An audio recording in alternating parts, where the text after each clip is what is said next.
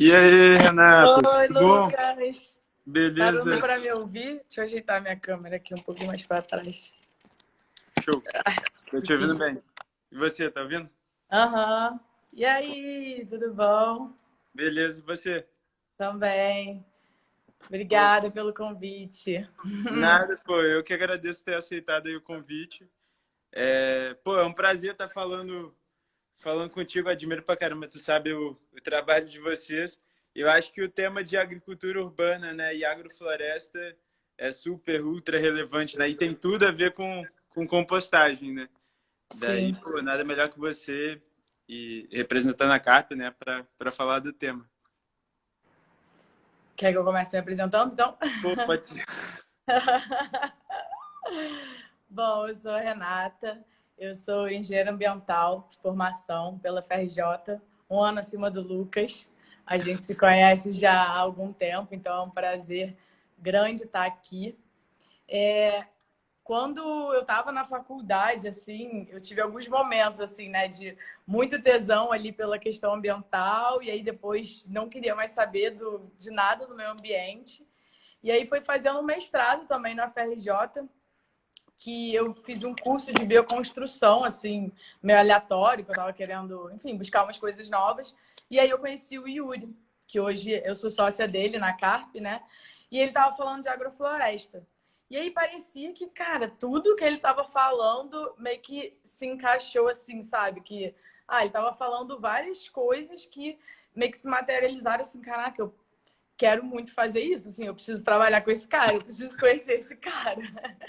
E aí depois eu fiz alguns cursos, né, de agrofloresta e tal, que eu fiquei assim, caraca, tarada no assunto. E aí, com o tempo, depois de 6 meses desse primeiro curso, eu comecei a trabalhar na Carp.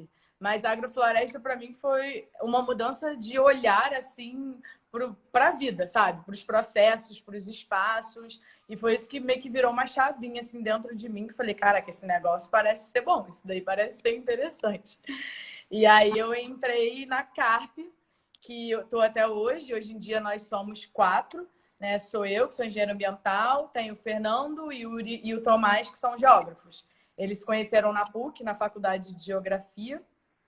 E depois que o Yuri e o Fernando, acho que o Fernando estava junto, fizeram um curso com o Ernest, que eu vou falar até um pouquinho mais para frente, voltaram com a ideia de tudo que eles tinham visto no curso e aí criaram a Carp, que hoje a gente fala que mais do que uma empresa, né, é um movimento que busca refuncionalizar os espaços à nossa volta de forma participativa, sempre buscando as pessoas que estão nesses espaços para participar dos processos naturais e olhar para esses espaços com um novo olhar, né?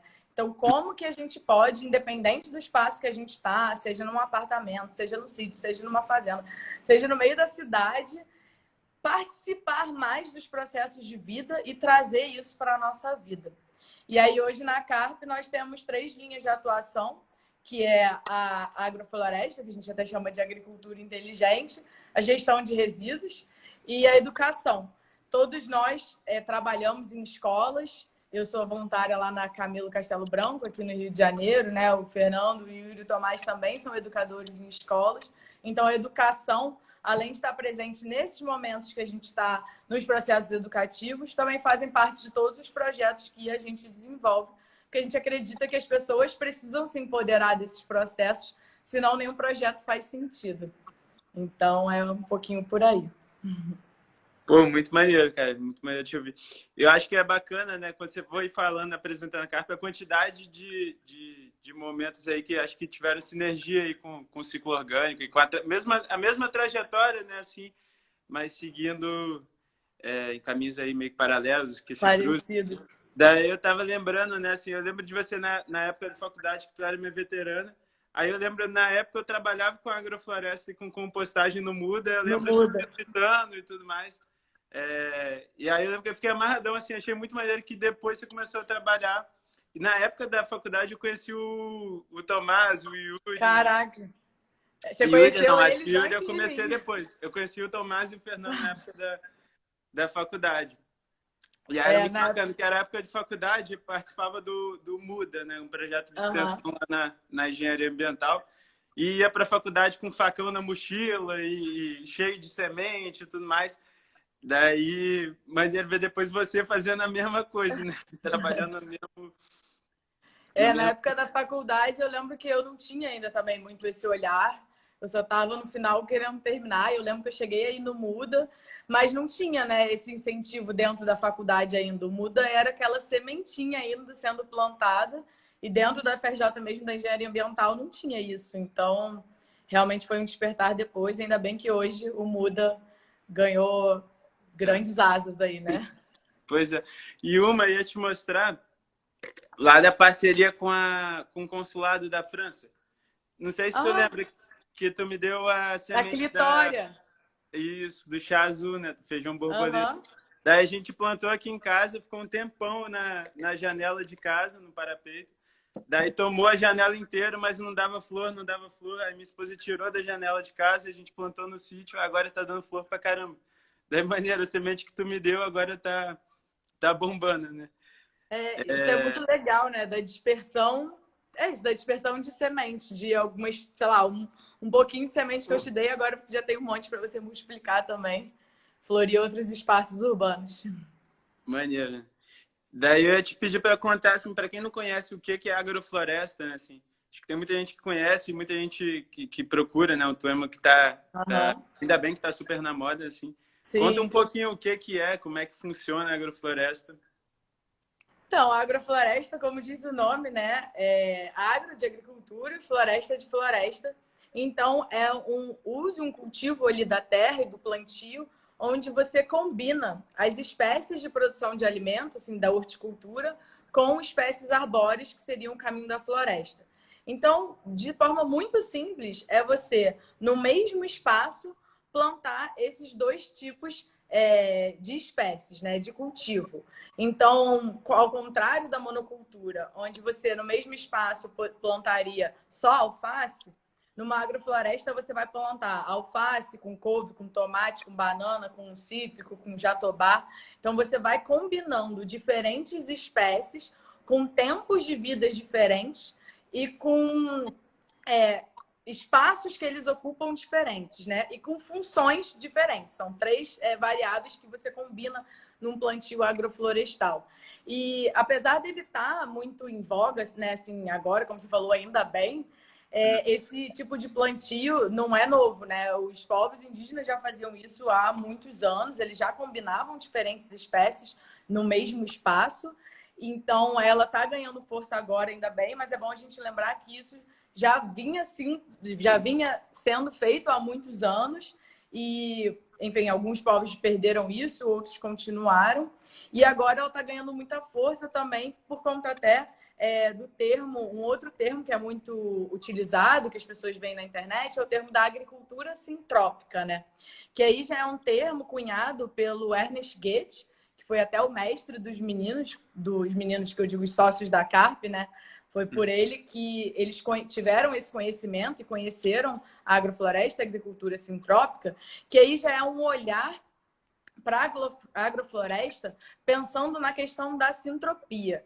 E o que é a sintropia, né? É a complexificação dos sistemas agregando mais energia do que o que você gasta para fazer determinada função, né? Então, por exemplo, um macaco prego que está ali comendo um fruto, gastando energia, pulando na árvore e tal, depois que ele comeu aquele fruto, ele vai fazer lá o cocô dele, vai dispersar aquelas sementes, e aquela semente vai dar uma árvore que vai produzir mais, sei lá, centenas, milhares de frutos. Então, ele vai, da perda de energia que ele teve para comer aquela fruta, ele vai conseguir complexificar aquele sistema e agregar mais energia do que o que ele estava utilizando. E aí a gente gosta muito, até dentro da CARP, de usar esse termo no nosso dia a dia. Assim, a gente fala, tá fazendo algum projeto, alguma coisa que a gente vê que não está funcionando, não está fluindo.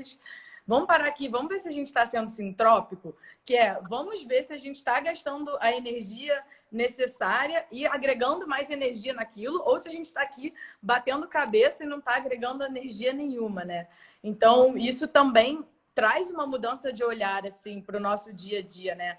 Como que eu posso, através das minhas ações, da minha função, agregar e enriquecer os ambientes por onde eu estou passando?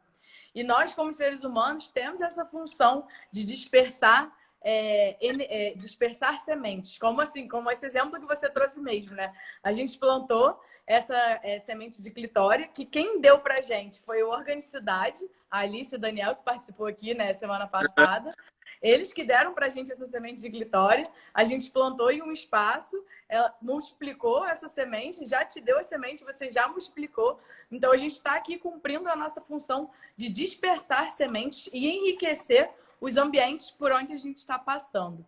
E aí, essa ideia da agricultura sintrópica veio com esse suíço Ernest, que tem, inclusive, um vídeo maravilhoso para quem não conhece o que é agrofloresta e quer ficar encantado e emocionado, que se chama Vida em Sintropia, que ele mostra, através do vídeo, o que é a agrofloresta na prática, né? E é impossível você não se emocionar e não querer fazer agrofloresta por todo lugar que você passe depois que você assistir esse vídeo.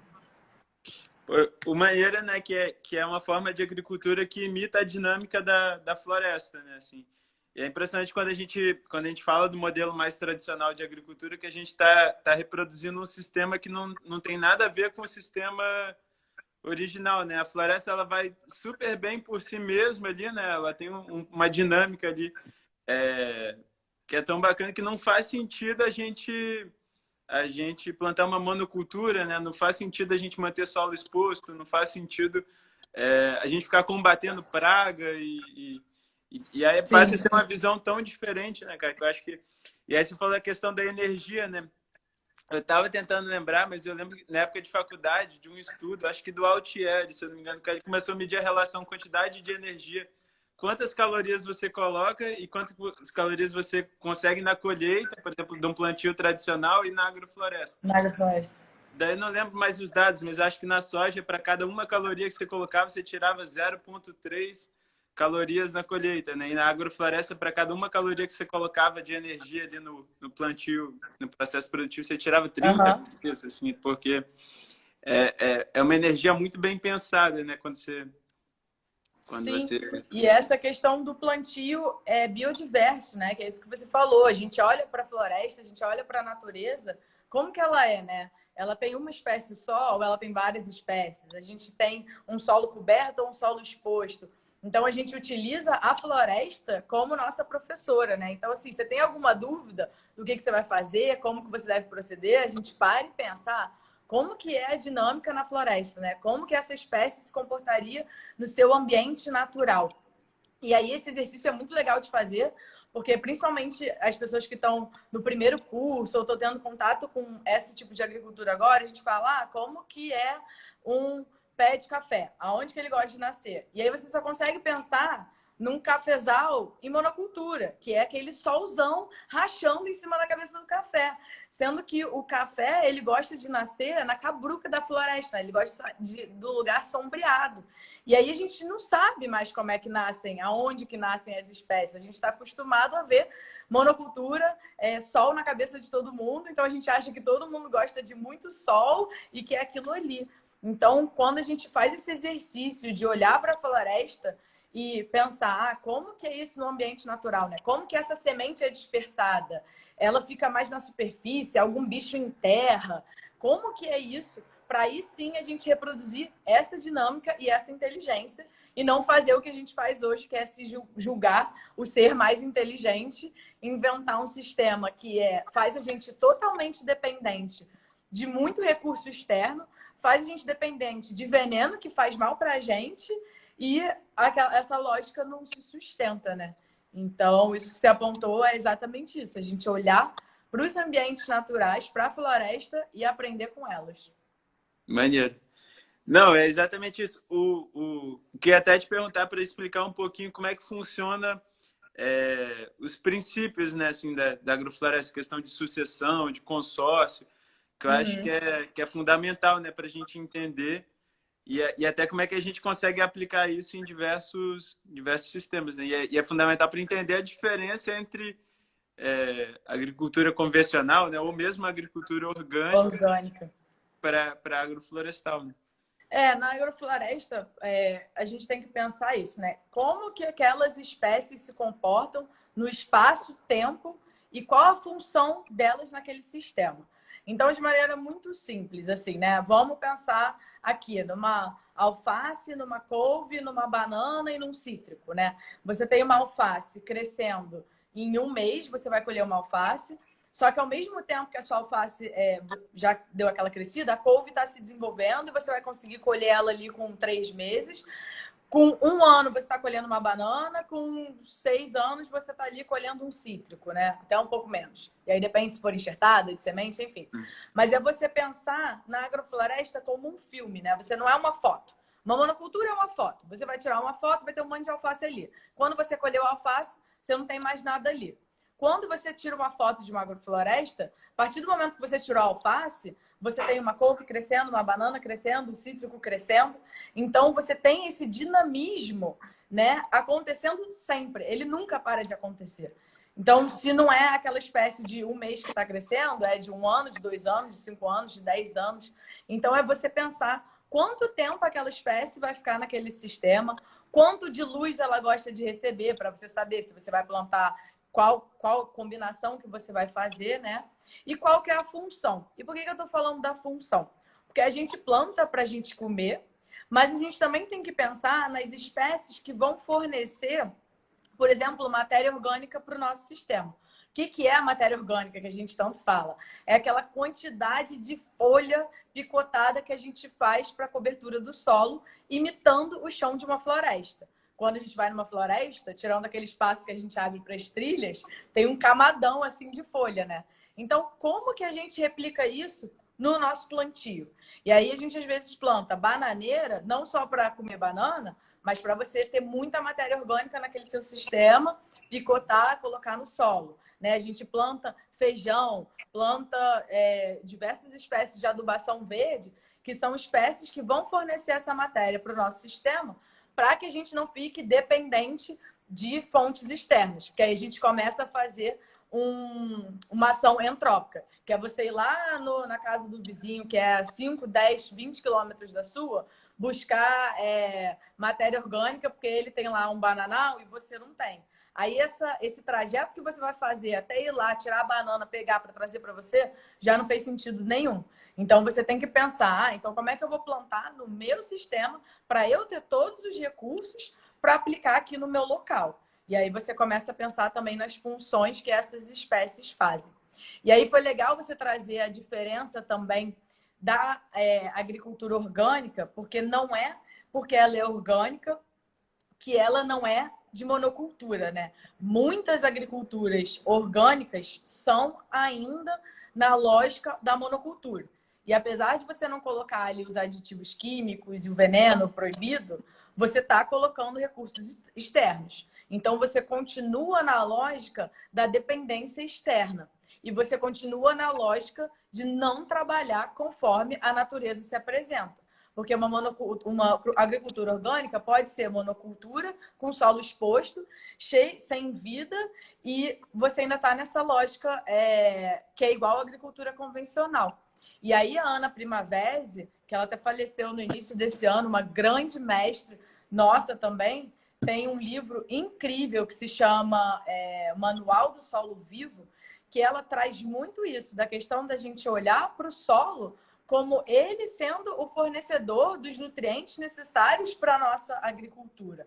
Enquanto a gente só olhar o que está para cima da terra e esquecer que é o que está para baixo, que fornece toda a base para aquilo ali sair, a gente não vai conseguir ter um manejo inteligente, a gente não vai conseguir ter um manejo que favoreça e enriqueça esses ambientes. Então, a agricultura orgânica, apesar de ser lá sem veneno, ela pode ainda estar pautada nessa lógica que a agrofloresta busca mudar, que é você adensar, fazer plantio biodiverso, pensar na dinâmica florestal e replicar, independente do espaço que você tiver. Maneiro você citar a Primavesi, né? Assim, que o trabalho dela é muito maneiro, né, nesse sentido. Assim, além de ser uma mestre na questão de ciência dos solos, né? Ela foi a fundo em como tratar o solo e como manejar o solo tropical, né? Que muitas vezes a gente cuida do solo tropical da mesma forma que a gente cuida de um solo temperado, por exemplo. Então, a prática de revolver o solo lá é muito comum, porque faz muito frio no inverno. Que é Você frio, precisa né? revolver para ativar para ativar a biologia ali do solo, né? Ativar Sim. os micro-organismos que estavam estagnados ali no inverno. Mas aqui é quente o ano todo, né? Não precisava. Na verdade, você só está enterrando matéria orgânica, só está bagunçando todo Bagunçando as o camadas do solo que horizonte. estão ali certinhas, prontas para o momento do plantio. Exatamente. E essa questão da diferença entre a agrofloresta, né, e uma monocultura, mesmo que seja orgânica, porque às vezes, por mais que não use o químico, né, vai estar sempre colocando uma carga de adubo ali, de fertilizante, e aquilo ali é um gasto energético que é muito grande, né? Eu achei bacana. Sim. Teve algum agricultor que me falou uma vez que enxergava, às vezes, o primeiro plantio, a primeira incorporação ali de matéria orgânica, de adubo e de fertilizante mineral ali como uma muleta, né? Sabe, uma pessoa, um solo que tá doente, né? Saiu do hospital, ele não já sai andando bem, ele sai com as muletas. O papel do adubo, do composto orgânico, dos fertilizantes são essa muleta. Às vezes você pegou um solo que está tão degradado ali que ele precisa daquela muleta ali para ele começar até ter a tua bananeira tá bem, e até você ter uma produção de matéria orgânica, de leguminosas ali, enriquecendo o teu solo, né? Eu acho que isso aí é... E maneiro você fala da questão também, não só da sucessão do solo, mas também da questão da estratificação, né? Às vezes a gente vê como se fosse uma camada só, né? A floresta, mas são várias e várias camadas. E aí tem esse cuidado desde a época do plantio, né? Sim. O negócio que é difícil, né? Até nessa questão de planejamento, né? Como é que você planeja um plantio, né, para tão longo prazo, né? Como é que você incorpora todas as espécies ali desde o início? Teve um agricultor lá na Barra do Turvo que uma vez me falou que eu fiquei chocado. Assim, a gente chegou para uma vivência na agrofloresta dele, daí uma agrofloresta bonitona, assim, super biodiversa, com vários animais e vários cultivos. Daí ele falou assim, não, para mim aqui o melhor que eu posso fazer nesse momento da agrofloresta é botar tudo abaixo, é cortar tudo. A gente, como assim? Ele, não, pô, eu percebi que eu dei mole, que eu errei na hora do plantio. Eu devia ter colocado mais madeira, mais mogno, cedro, colocar mais plantios de longo prazo lá no início. Chegou um ponto que minha agrofloresta ela estagnou. Ela não tem mais sucessão aqui. Você pode ver que os cipós já estão começando a tomar conta da agrofloresta. E aí, às vezes, é uma quebra de paradigma, né? Quando a gente... Sim. vê essa questão da poda é muito quebra de paradigma. A gente até no curso que a gente está dando online, na outra semana foi sobre poda, e foi quebra de paradigma em vida pessoal, em vida... tudo, porque a gente fica muito apegado, né, aos sistemas, é isso. A gente visita muito cliente que tem pomares, que você vê que o pomar tá velho, você olha, ela fala, tem anos que a minha laranjeira não dá nada, que a minha jabuticabeira não dá. E claramente a planta está pedindo ou para se retirar ou para ter algumas podas, né? Mas a gente, no nosso apego, não quer podar e não quer renovar. E aí, de novo, né? A gente aprender com a dinâmica da floresta e da natureza. É vida, morte e vida, né? Não tem como. A gente um dia vai morrer também, vai virar chão de floresta e aí daí vão gerar outros frutos e tal. Então, é a gente entender mesmo, cara, como que a floresta... como que você consegue, por exemplo, plantar uma hortaliça dentro de uma floresta? No tempo natural, você não vai conseguir plantar. Você só vai conseguir plantar quando acontecer uma clareira, né? Quando tiver uma clareira, quando tiver algum desastre, não, mas algum fenômeno ambiental que vai derrubar algumas árvores ali, vai abrir luz, e aí você vai conseguir ter hortaliças. Ou a floresta mesmo vai plantar essas espécies que necessitam dessa quantidade de luz e dessa condição do solo. Então, é a gente pensar nisso, né? Como que a gente renova os sistemas? Através da poda. E aí foi muito legal esse relato dele de falar, já estava vendo que já estava cipó, já devia ter bromélia e tal, que são bioindicadores de que o seu sistema está estagnado, que ele precisa de um rejuvenescimento, que você precisa podar, que você precisa participar dos processos, né? E aí é muito legal, assim, a gente pensar que se realmente a gente for esperar abrir uma clareira aí, sei lá, daqui a 100, 150 anos que vai abrir uma clareira numa floresta aqui perto, não tem como. Então, é como que a gente participa desses processos, entende os processos da natureza e participa deles acelerando para o nosso tempo de vida, né? Porque é isso, se eu tenho o meu sistema em agroflorestal, mas eu preciso ter ali minhas hortaliças, eu sou uma horticultora, eu quero plantar para minha subsistência, eu não tenho como deixar o meu canteiro chegar lá na floresta para depois eu plantar. Então, você vai plantando, depois você faz as podas, rejuvenesce seu sistema para você plantar de novo. Então, é bem legal fazer esse paralelo sempre, né, com a natureza e tentar entender e deixar de ser apegado e olhar isso como uma inteligência mesmo, né? Igual o Tomás fala muito isso. A gente não corta o nosso cabelo, a gente não corta a nossa unha. E aí, toda vez que a gente corta, eles crescem mais forte. Então, é aplicar não só para a gente, mas para os sistemas que a gente está também. Um exemplo bacana disso, não sei se você ouviu falar não sei se às vezes já viu no Horto, ali perto da Cachoeira do Horto, no Jardim Botânico, tem um jequitibatinha, né? Um jequitibá que era muito, muito, muito grande mesmo. Era tão grande que a trilha ia até ele, mas tinha um pedaço da raiz que você conseguia entrar por dentro. Já ouviu falar desse jequitibá? Não. É um jequitibá enorme, do lado da Cachoeira do Horto. Você conseguia entrar dentro do jequitibá. Então, e cabia algumas pessoas no jequitibá, enorme, enorme.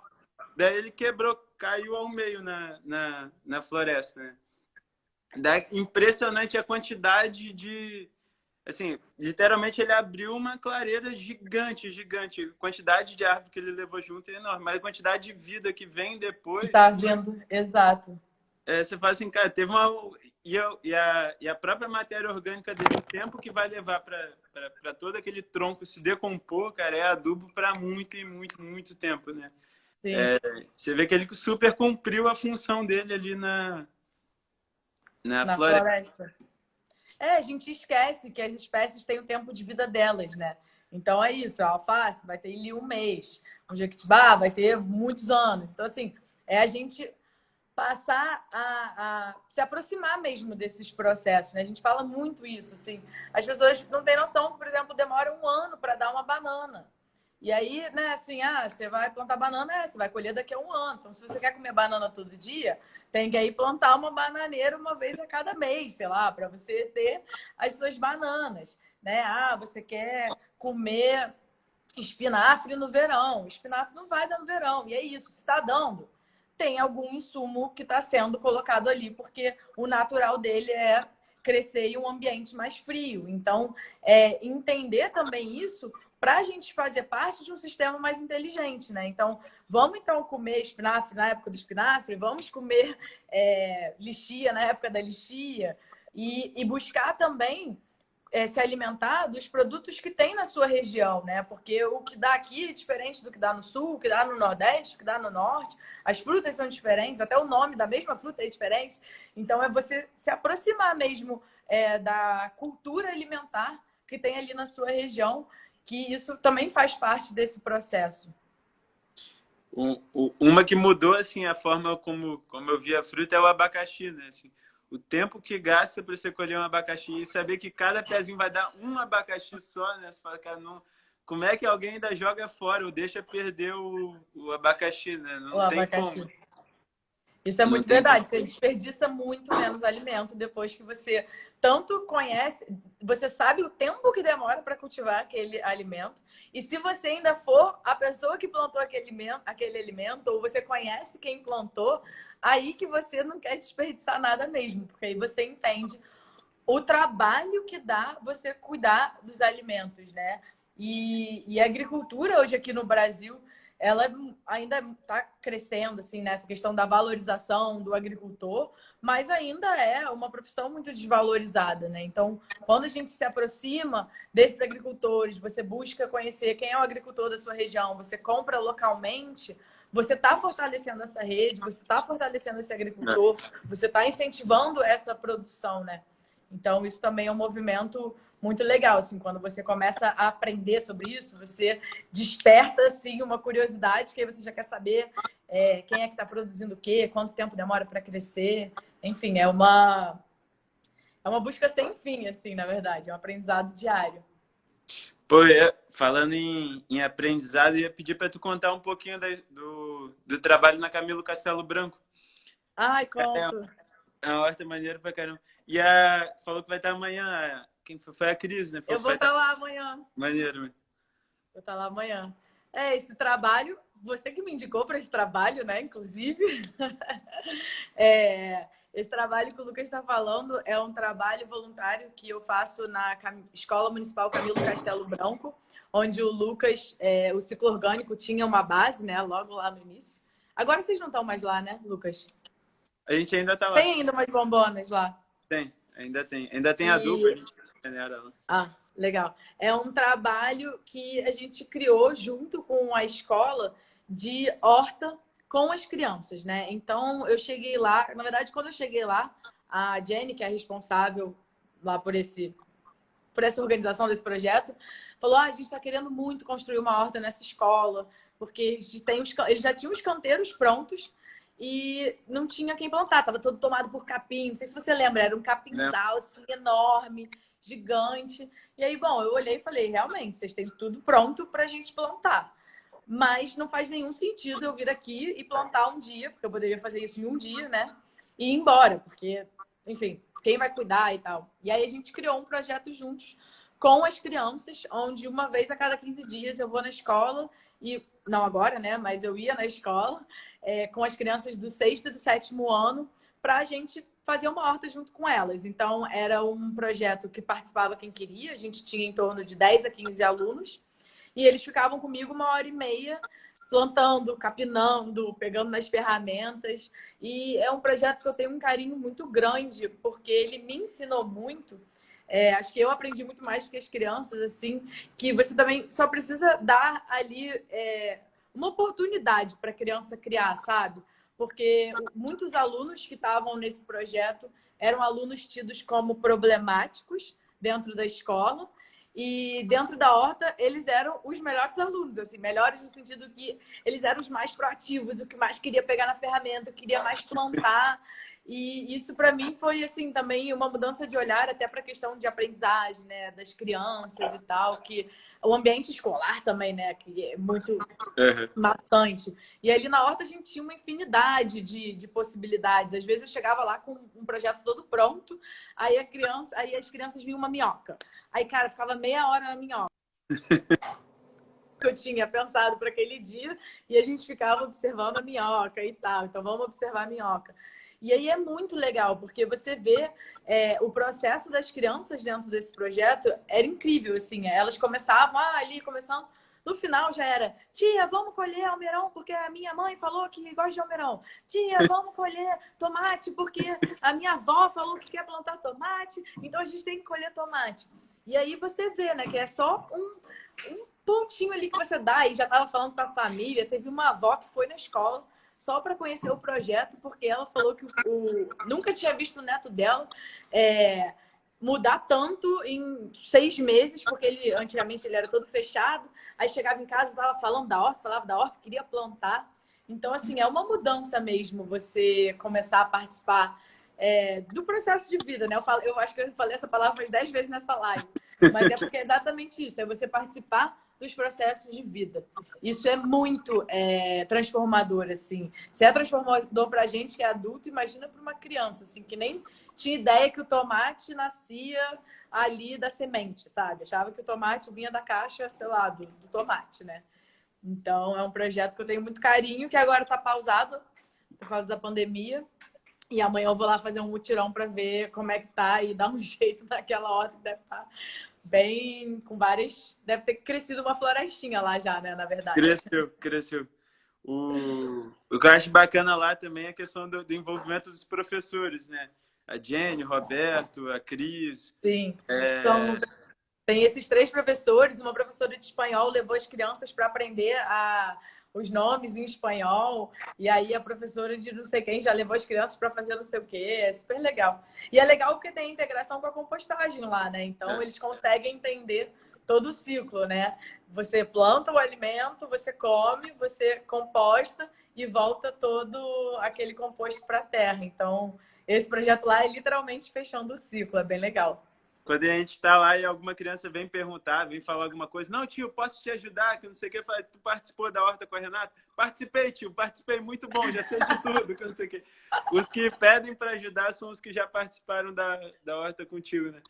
Daí é muito maneiro, até que essa questão, criança tem muita energia, né? E às vezes ficar na Sim, sala de aula o dia inteiro não tem. Até para adulto já é difícil que gerar para das criança, né? crianças. Daí eu lembro de uma vez a gente dando aula na horta e tudo mais, e a criança ia, tio, posso usar o carrinho de mão? Botou um amiguinho no carrinho de mão para ir descer aquela ladeira. Eu falei, A cara, não ladeira. tô vendo não, vai.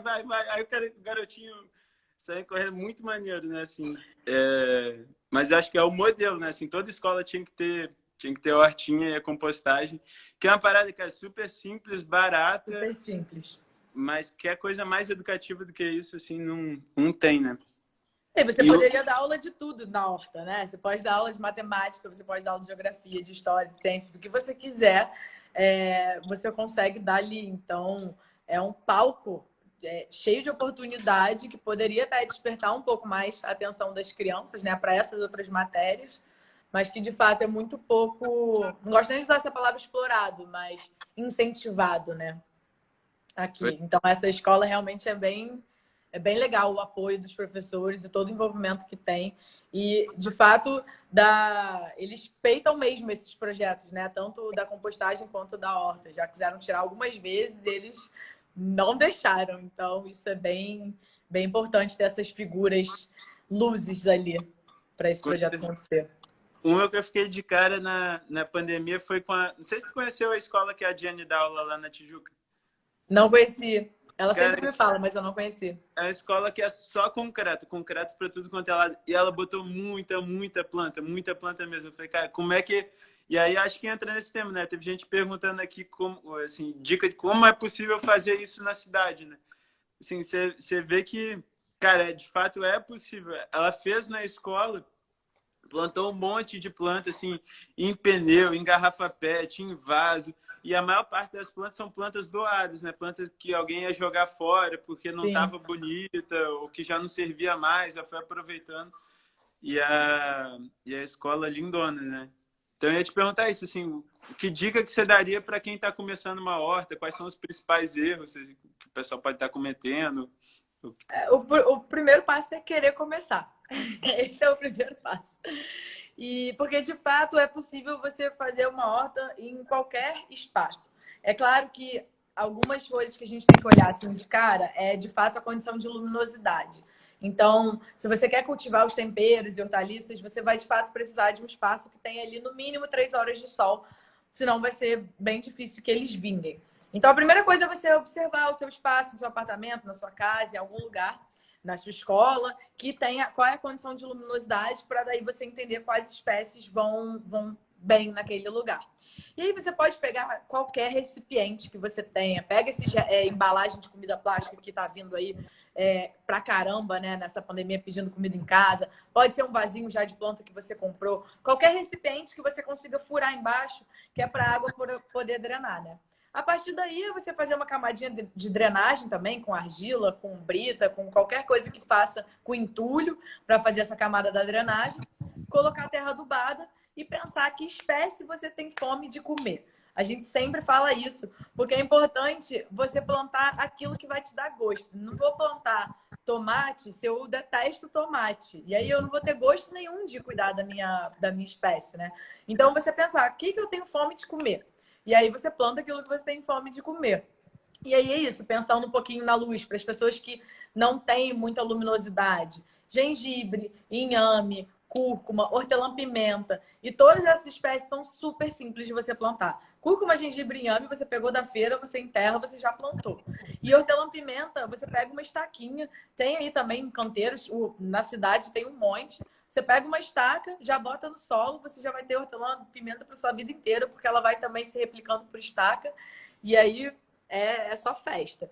Então, é isso, assim, você pensar na luminosidade, no espaço que você tem e o que você tem fome de comer. É claro que, eu quero um abacateiro. Aí você tem um vaso desse tamanho, você quer um abacateiro, você não vai ter um abacateiro, né? Você vai ter uma mudinha de abacate, que aí você pode levar para algum canteiro da cidade, alguma horta urbana, para sua escola, enfim, aí você planta naquele local.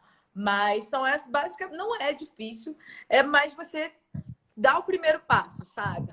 E aí as pessoas, o que eu acho que as pessoas se frustram muito é assim, porque já morreu minha hortelã, morreu minha, enfim, meu tomate, e a gente esquece que a gente está lidando com vida. A gente não comprou a caneta Bic e que tá lá inteira, né? Então, assim, vai morrer, morre, é normal, sabe? Às vezes você achou que você estava na melhor condição do mundo e não tá. Ou porque você, de fato, não cuidou dela como deveria, ou porque não era aquela condição, sabe? E tá tudo bem. E aí vamos participar, vamos para a próxima e tal. Uma coisa que a gente gosta muito de falar é você não tem onde pegar muda, não tá podendo sair mesmo e tal. Pega os restos de alimento que você tem. Você vai separar a casca e vai botar no baldinho do ciclo orgânico, mas você vai separar a semente do mamão, vai separar a semente da tangerina, a semente da berinjela, e aí vai colocar no seu vasinho, vai colocar no seu recipiente.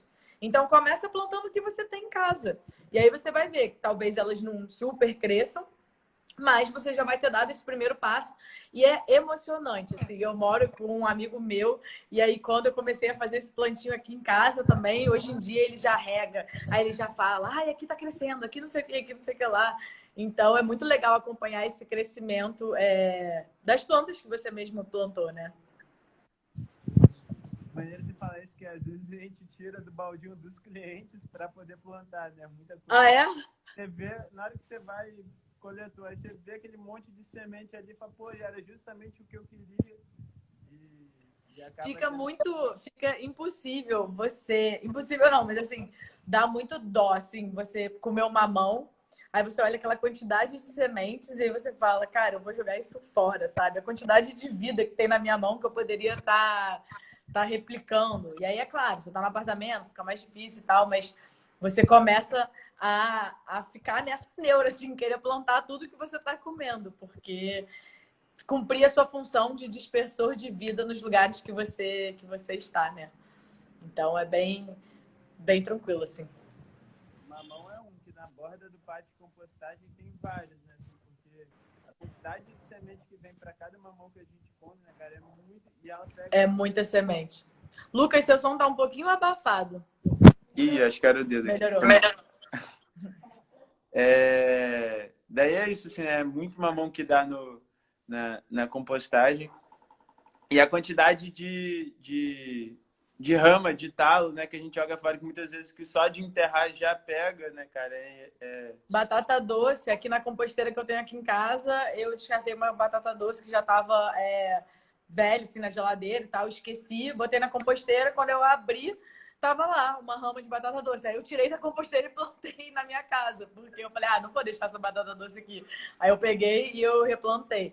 Talvez ela não dê a batata, porque aqui é muito pequeno, mas as folhas são comestíveis. Então, eu não vou mais comer a batata, mas eu como as folhas da batata doce.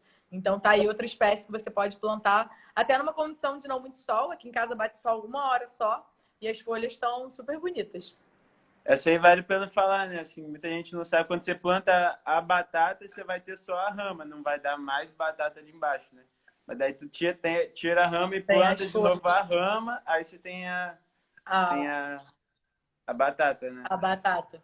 E são coisas que você vai aprendendo também com o tempo, né? E com a prática, e com a vontade, e com a curiosidade, né? A gente foi aprendendo com o tempo, né? Tem um monte de coisa que eu também ainda não sei. E aí eu fui para o Pará no início do ano, experimentei uma infinidade de frutas que tem umas que eu nem nunca tinha ouvido falar, outras que eu já tinha lido, mas você começa a despertar esse interesse. Você já olha para uma espécie diferente, você já quer saber, você já quer guardar semente, você já quer levar.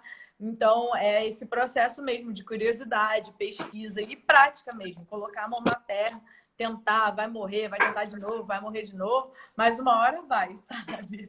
O próprio feijão borboleta aqui em casa, né? A gente plantou na janela e foi indo e tudo mais, e a gente viu uma hora que ele deu uma estagnada. A gente falou, opa, deve ter ficado pequeno o vaso para ele. Aí passamos para o maior. Daí ele foi indo, estagnou de novo. Aí passou por um maior ainda. Só que aí já era o máximo que dava para botar no parapeito da janela, né? Aí ele foi indo, tomou a janela inteira, mas não dava flor. Não deu fava. Aí e começou a meio que amarelar as folhas, né? A gente falou, cara, acho que talvez não esteja esteja no melhor ambiente para ele, né? Daí a gente cortou ele todo, deixou só a parte de baixo. aí plantou no sítio com muito mais sol. Daí ele foi embora agora e começou a produzir, né? Mas até a É gente exatamente isso. entender que Entender era isso. também qual que é a condição. E às vezes é isso. Quando a gente fala para as pessoas, a gente precisa ter o cuidado, né? Você vai regar, você tem que prestar atenção. Você não vai regar se a sua terra já estiver úmida, se tiver chovido no dia anterior. Então, assim, não tem receita de bolo, né? Não tem como eu falar que, planta isso, isso, isso, num vaso assim, assim, assado, que com certeza vai dar. Eu não sei qual que é a sua condição de cuidar daquela espécie. Eu não tem o que eu vou plantar aqui no apartamento do lado já não vai ser igual. Então, é um convite até para as pessoas, né, participarem. Bota o dedo na terra, vê se está molhada. Se estiver molhada, eu não vou regar. Se estiver seca, eu vou regar. Né? Essa observação que você fez. Putz, meu feijão não tá indo. Aí você podia pensar, não dá mesmo. Não, então, de repente o vaso está pequeno, vamos testar um vaso maior, de repente a rega, de repente a condição de luz. Então é a gente testando e entendendo e participando mesmo. Pois é. Ia falar, aproveitando falando do feijão, se puder contar também um pouquinho do projeto lá no consulado, cara. Eu acho que é outro projeto que é muito maneiro, que seria muito bom ter outros projetos parecidos. Sim. Né? Esse projeto que o Lucas está falando é no consulado francês aqui no Rio. Eles têm no 11º andar, eles têm uma biblioteca pública. Para quem não conhece, é maravilhosa. Não agora, né? Mas quando voltar. É ótima biblioteca, qualquer um pode ir lá. E eles tinham um terraço, né? Na verdade, era uma varanda que era até... como é que se diz? Proibida, não é? Era isso. Não podia passar para a varanda. E eles chamaram a gente para fazer um jardim comestível no local. Então, a gente foi lá, colocou umas caixas de madeira de 1,5 m, né, de comprimento e 75 de largura com 75 de altura, assim. E plantou 6 caixas de madeira e uns vasos de barro para as frutíferas. E aí, a gente fez o primeiro plantio com os colaboradores, né, do prédio. Aí tinha pessoal do consulado francês, do consulado alemão e de outros espaços. E a cada 15 dias, a gente fazia uma colheita aberta ao público. Então, as pessoas iam lá para aprender com a gente e faziam já parte da colheita. E todo mundo que participava do projeto podia levar a colheitinha para casa. E esse projeto é muito legal porque ele também mostra que a agrofloresta, você pode... É óbvio que lá não tem uma floresta, mas tem todos os princípios e os conceitos da agrofloresta aplicados num espaço urbano, aplicados num vaso de madeira de 1,5 m de comprimento, sabe? Então, você chega lá, você vê, tem um maracujá, aí tem hortelã-pimenta, aí tem o orégano rasteiro, tem hortelã rasteira, né? Tem frutífera, tem tubérculo. Então, tem toda essa dinâmica florestal num vasinho. E para quem não conhece, às vezes, num primeiro momento, ele olha e fala, nossa, que bagunça. Né? Que zona que tá isso aqui. Mas quando você olha com esse outro olhar, né? Com essa outra visão, você entende, caraca, não, aqui tem é abundante, tem biodiversidade, tem riqueza, o sol está coberto, é cheio de minhoca, é fungo, é formiga, é abelha. Então, esse projeto é como se fosse isso, uma floresta dentro do centro da cidade e com a participação do público, né? Que é super importante, assim. Pra gente é o que faz sentido, né? Faz sentido a gente estar lá enquanto as pessoas também participarem do projeto junto com a gente, porque cada pessoa que vai lá também, aprendeu um negócio, aí já leva semente de clitória. A clitória foi o nosso, digamos, carro-chefe do plantio, porque eu tenho semente de clitória até ano que vem, aí eu fico distribuindo por aí, e é muito legal, assim, ver isso, né? Que lá foi uma condição ótima e a gente consegue utilizá-la como uma fonte de dispersão, assim, do projeto. E quando acabar a pandemia, todos que estão aqui nos assistindo estão convidados a fazer esse manejo lá com a gente e aprender um pouquinho na prática, né? O que é esse sistema. O impressionante, bacana de falar lá, no caso, você indicou a gente, né? Que começou a coletar o orgânico. Vocês implementaram a gestão de resíduos, né? Mas é muito maneiro que no centro da cidade, né, assim, você imaginar uma horta dando certo com aquele calorão, a quantidade de concreto que tem na cidade e a horta lá vibrando, né, assim. E bacana também que vocês colocaram um monte de aromáticas, né, então você vai pegando a folhinha de uma, a folhinha de outra, você vai vendo cada cheiro diferente e de um monte de coisa. É muito legal isso. Você cria um microsistema, né, tipo, tem a camomila, se eu não me engano, que dá... Não, camomila não. Ih, esqueci, agora me deu branco. Mas tem uma espécie lá que dá uma florzinha amarela que atrai abelha pra caramba. Então você passa lá perto, é cheia de abelha. E aí você pensa que antes, cara, não tinha absolutamente nada lá. Talvez uma formiga passasse, né, naquele chão. Hoje em dia, você já tem uma infinidade de plantas e de outros seres, né, que estão ali convivendo harmonicamente, cooperando, polinizando. E isso é muito legal, assim. Eu fico emocionada quando eu chego lá e aí tem todos esses serizinhos cumprindo sua função, sabe? É muito legal. Bacana que ali perto tem a do Museu da Manhã, né? Que vocês fizeram também. Maneiríssimo. Sim, também. A do museu agora está parada também, mas foi outro projeto bem legal, porque todos esses projetos foram isso, um espaço que não tinha absolutamente nada, um concreto, sem vida, e você numas caixas... alguém falou assim, se era lantana. Não era lantana. Eu vou lembrar, até o final, daqui a pouco eu lembro. No Museu da Manhã também. A gente começou o projeto lá em 2017, também nas caixas de madeira. E a gente plantou no primeiro ano 42 caixas de madeira espalhadas na lateral do museu. E aí também foi um projeto muito legal, porque eram oficinas também abertas ao público, onde chegavam a 30, 40 pessoas por oficina, um sábado por mês, em que as pessoas tinham a oportunidade de ter um pouco dessa aula, né, sobre agrofloresta, mas conhecer na prática também como é que era esse sistema. Aí a gente continuou com esse projeto até o ano passado e esse ano a gente também está entendendo ainda como é que as coisas vão ficar. Mas são exemplos de como que é possível a gente trazer a dinâmica agroflorestal, a abundância, né? Essa riqueza que tem a floresta para os espaços urbanos. E você muda completamente o sistema ali, não só da questão das plantas e dos seres vivos que ficam ali na caixa, mas o entorno é modificado, sabe? Lá no Museu da Manhã tinha sempre os pipoqueiros que ficam ali, né? O pessoal vendendo pipoca, algodão doce e tal. A galera já conhecia a gente, já ia na horta colher, já falava que tinha colhido. Aí sempre tinha alguém que já tinha plantado não sei aonde ali perto e trazia alguma semente pra gente. Teve uma mãe e uma filha que elas moravam ali perto do museu. Elas foram em todas as oficinas que a gente deu em 2017. Eu tava assim, vocês não cansam da gente? Não, elas não. Aí elas iam lá com uma sacolinha de mercado. No final da oficina faziam a feira delas, levavam para casa e ficavam felizes da vida. Então, assim, a questão do plantio, da comida, da agricultura, não é só uma questão do plantio em si, né? Mas toda a rede de conexões que você faz entre as pessoas, isso é muito rico, isso é muito importante. Então, em todos esses projetos, o que eu mais gosto, obviamente, quando o plantio, né, dá um fruto, dá uma berinjela, mas é ver como que a gente consegue aproximar as pessoas e como que elas também mudam o olhar delas quando elas têm um contato com a agrofloresta, com a terra e com esse entendimento da dinâmica natural. E isso, para mim, é o mais gratificante, assim. Com certeza. É a mesma coisa no baldinho, né? Assim, mais legal do que fazer uma montanha de composto, né? E deixar de matar para aterro sanitário. É uma quantidade enorme de resíduos, né? Você vê como que as pessoas que participam, que estão envolvidas no processo, começam a valorizar o orgânico, né? Mudam a relação com o que era lixo antes, né? Assim, acho que é o mesmo barato, acho que vai no mesmo sentido. Sim. E cara, o que eu ia falar? Eu lembro que você falou da horta do Museu da Manhã.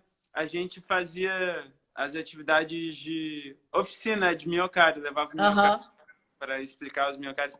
Também tinha um pai com uma filha que foi em todos que a gente foi lá, assim. Eu lembro que chegava nos últimos, eu nem sei mais o que eu falo para ele, porque ele já viu a oficina tantas vezes e já tinham as minhocas e estavam funcionando super bem, porque geralmente quem ia, assim, não, uma pessoa que está tendo uma dificuldade, está aprendendo tudo mais, ele funcionando perfeito e sempre iam nas oficinas, né? É muito maneiro ver essa interação. O que eu ia aproveitar e pedir para você comentar um pouco também, que eu acho muito maneiro de agrofloresta, são os ninhos agroflorestais, né? Assim, eu acho que é uma quebra de paradigma também, né? O que era cova passar a ser ninho e a relação ali entre as espécies. Sim. O ninho, como você falou agora, né, na nomenclatura da cova, né, na agricultura convencional, todo buraco que você cria para fazer o plantio é denominado de cova. só que cova é lugar de defunto, né? É lugar de morte. E a gente está plantando vida. Então, essa mudança na nomenclatura é para a gente mudar o olhar também para o que a gente está colocando ali, né? E o ninho é nada mais é do que um buraco mesmo em forma circular, com o centro mais baixo do que as laterais, né? Então, fazendo formato de ninho mesmo. Tipo um ninho de passarinho, que é onde você dá ali o início da vida, né? A gente fala que você tem a gestação da mulher, você tem aqui o formato também do ninho, as formas de vida nascem assim desse formato.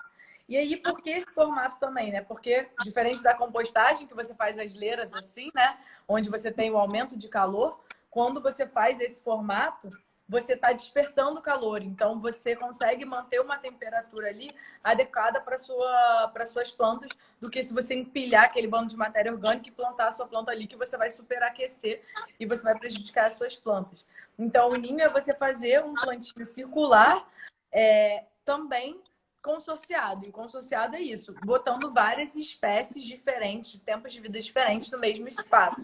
A gente gosta muito de fazer ninho para bananeira, então você coloca a banana assim no meio, aí planta tomate, feijão e abóbora, todos eles juntos ali, e aí você compõe esse ninho agroflorestal. O ninho é uma forma muito legal de você fazer quando você tem um quintal e você não tem ali aquela perspectiva de ocupar, sei lá, o seu gramado inteiro. Então você faz um ninhozinho ali num cantinho que você começa ali com o seu ninhozinho agroflorestal. Ou você já tem um pomar que não está indo muito bem. Olha para o pé da sua planta, vê se o solo está exposto. Começa a dar uma fofada no solo, né? Faz um ninhozão, enche de matéria orgânica, coloca troncos em voltas, enche de vida ali, mas sempre pensando nesse formato, porque esse formato, né, do côncavo. Pensa também, né, quando chove. Se eu estou plantando assim, a minha água escorre e vai embora, né? E aí, perdi todos os nutrientes. Quando eu estou plantando no formato do côncavo, imagina a chuva caindo aqui agora, né? Tá vindo aqui bem pro pé da minha planta, tá favorecendo a minha planta. Então tem toda essa dinâmica, não é porque a gente inventou, né? É isso que é o que é observado e o que dá certo, sim. Se você plantar assim ou você plantar assim, é só você ver. E aí você compara. Ah, um ficou assim, o outro ficou assado. Se você não quiser acreditar, a gente também fala. Não acreditem no que a gente fala. Faça e teste por você mesmo para ver se isso vai dar certo. E essa parte que você trouxe, né, da nomenclatura, é muito importante, assim, né? E aí eu posso puxar... Eu não sei quanto tempo a gente tem, mas eu queria saber se... A gente tem 2 minutinhos. Tá. Eu ia só falar da questão das pragas também, né? Da gente mudar esse olhar, porque não existe praga, né? Existe o ser que está cumprindo a determinada função dele. A Ana Primavera fala muito isso, da questão... aquele indivíduo está indo naquela espécie porque ela está faltando um determinado nutriente. E aí é isso. Então, assim, você tem que tentar olhar para esses seres como otimizadores do seu processo e não como praga, né? Tudo está na forma do olhar que a gente tem sobre esses indivíduos, sobre esses processos. Então, mudar essa visão faz parte também aí do nosso trabalho, do que a gente leva para os lugares que a gente vai. A Marisa está fazendo uma pergunta aqui rapidinho sobre colocação do ninho em volta de árvores podadas. Sim, você pega todos esses galhos que você podou das árvores, coloca no chão, faz aquele círculo com as madeiras e cobre com folhas secas e verdes picotadas. Em todas as árvores que você tem, você pode fazer um ninho em volta.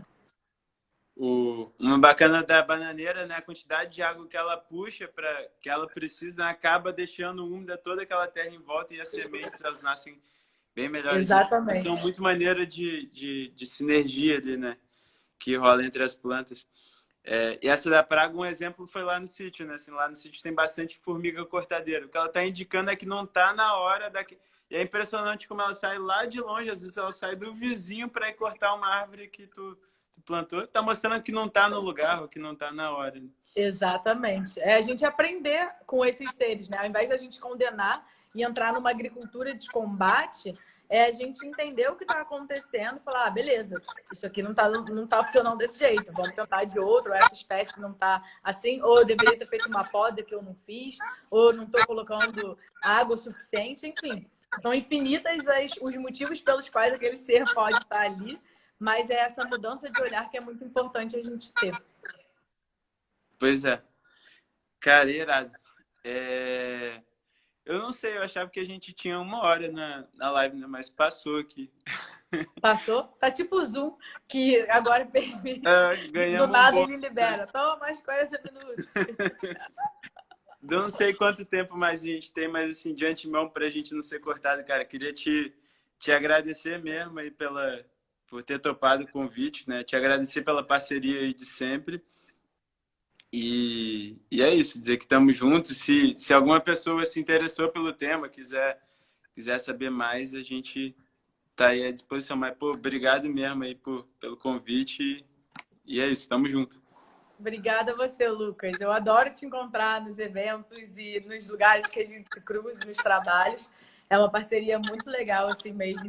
E principalmente porque a gente estudou no mesmo lugar, ainda tem essa questão do nosso histórico, ser no mesmo lugar. E aí eu fiquei muito feliz quando você fez o convite, é sempre um prazer. Eu sou uma fã do seu trabalho, eu te indico para todo mundo que dá, eu te indico.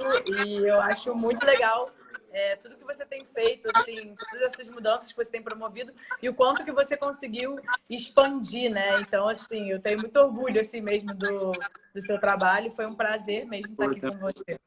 Muito legal. Pô, valeu. Também sou fãzaço. Valeu, Renata.